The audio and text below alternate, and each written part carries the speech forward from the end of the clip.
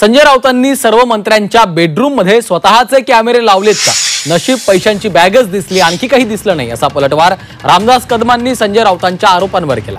शिवसेना भाजपमध्ये विलीन करण्याचा राऊतांचा दावा खोटा असल्याचं कदमांनी म्हटलेलं आहे। काहीही झालं तरीही शिवसेनेचा भगवा झेंडा आमच्या खांद्यावरून खाली जाणार नसल्याचं कदमांनी स्पष्ट केलं।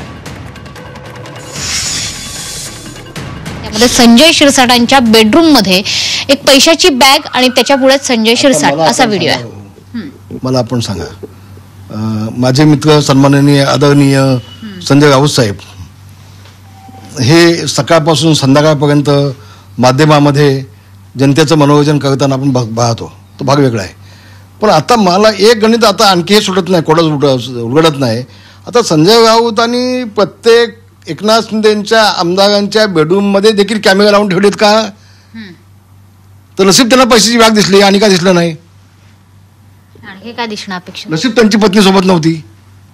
म्हणजे एखाद्याच्या बेडरूम मध्ये काय होतंय हे संजय राऊत बोलू शकतात? बेडरूमचा अर्थ काय होतो? आणि म्हणून जणू काय मी इतकं सनसनाटी बोलतोय की महाराष्ट्राच्या जनतेचं मनोरंजन झालंच पाहिजे, या अशा वक्तव्यावरती महाराष्ट्रामधलं 100 मूल देखील विश्वास ठेवणार नाही। आणि दिल्लीला जाऊन अमित शाह साहेबांना सांगितलं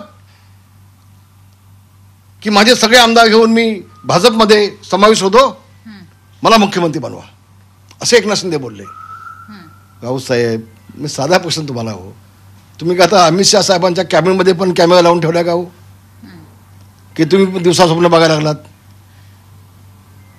एक गोष्ट मुद्दा मी सांगेन अतिशय गांभीर्याने, महाराष्ट्राला, एकनाथ शिंदे असू देत, रामदास कदम असू देत, आम्ही मरेपर्यंत हा छत्रपती शिवाजी महाराजांचा भगवा झेंडा, शिवसेना प्रमुख माननीय बाळासाहेब ठाकरे यांचा भगवा झेंडा आम्ही कधीच सोडणार नाही।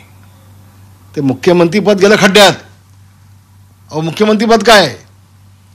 आमचे 53 आमदार असताना आम्हाला भाजपाने मुख्यमंत्रीपद दिले एकनाथ शिंदे साहेबांना। खूप खूप धन्यवाद या बातचीतीसाठी। कॅमेरामन निलेश देवरुखकर सह मनीष पाठक, झी 24 तास, मुंबई।